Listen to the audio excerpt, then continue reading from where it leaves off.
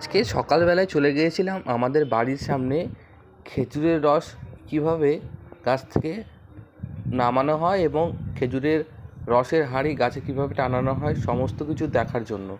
দেখতে পাচ্ছেন বন্ধুরা, এই পাশে প্রচুর গাছ রয়েছে। এখানে প্রত্যেক বছরই এখানে প্রত্যেক দিন আসেন গাছালরা গাছ ছিলতে এবং গাছে রস সংগ্রহ করতে। দেখতে পাচ্ছেন এদিকে যে প্রত্যেকটা বড় বড় গাছ রয়েছে সেই গাছগুলো ছেলা সম্পূর্ণ হয়ে গেছে, আর এই গাছগুলো সামনের বছর রস লাগানো হবে, সেই জন্য গাছে টান দিয়ে রাখা রয়েছে। দেখুন বন্ধুরা, এই কাকুটি গাছে উঠে গেছে। এনার বয়স প্রায় 60 বছরের ঊর্ধ্বে। তিনি ছোট থেকেই খেজুর গাছে রস সংগ্রহ করেন, আর এনাদেরকে বলা হয় গাছাল।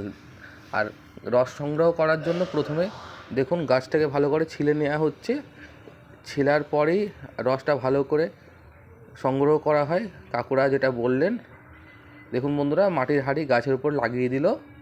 এরপরে আস্তে আস্তে কাকু আবার গাছ থেকে নেমে যায়, আর পরের গাছে আবার রস সংগ্রহ করার জন্য উঠে পড়বে। দেখুন বন্ধুরা, এই শীতের মরশুম মানেই খেজুরের গুড়, আর খেজুরের গুড় খেতে আমরা কারা না ভালোবাসি। খেজুর গুড়ের মিষ্টি থেকে শুরু করে পায়েস, পিঠে পুলি, সন্দেশ সব কিছুই আমরা খাই। দেখুন সেই একই পদ্ধতিতে কাকু আবার গাছে উঠে পড়ছে। দেখুন আস্তে আস্তে গাছে উঠছে। বন্ধুরা, এখন বর্তমানে গাছালের সংখ্যা আস্তে আস্তে কমে আসছে। কাকু যে কথাটা আমাদেরকে বললেন, দেখুন বন্ধুরা কত বড় লম্বা খেজুরের গাছ। এই গাছে কাকু আস্তে আস্তে উঠছে। দেখুন এখন মাটির হাঁড়ি দাম বাড়ার কারণে প্লাস্টিকের যে বয়াম, সে বয়ামও কিন্তু কাকুরা গাছে লাগাচ্ছে। দেখতে পাচ্ছেন আস্তে আস্তে কাকু কিন্তু গাছে উঠে গেল। আর খেজুরের গাছে উঠার পরিশ্রম অনেকই। দেখুন কত বড় গাছ।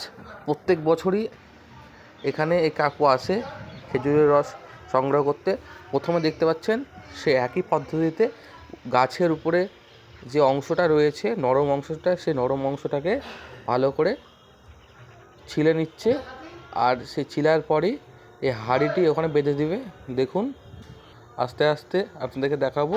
এই খেজুরের গাছের যে পাতা, সে পাতা দিয়ে বন্ধুরা মাদুর তৈরি হয়। আপনারা সকলেই জানেন খুব সুন্দর মাদুর তৈরি হয়। বর্তমানে এখন এই মাদুর শিল্প আস্তে আস্তে হারিয়ে যাচ্ছে, তাও প্রত্যেকটি জায়গায় মোটামুটি এই পাতার যে পাটি থাকে বা মাদুর থাকে সেগুলো তৈরি হচ্ছে আস্তে আস্তে। দেখুন সেই একই পদ্ধতিতে কাকু গাছে হাঁড়িটা বেঁধে দিলেন। এবার আস্তে আস্তে কাকু নেমে যাবে। প্রত্যেক দিনই কাকু এখানে আসেন। ভিডিওটি যদি ভালো লাগে আপনারা লাইক, কমেন্ট, শেয়ার করতে ভুলবেন না বন্ধুরা।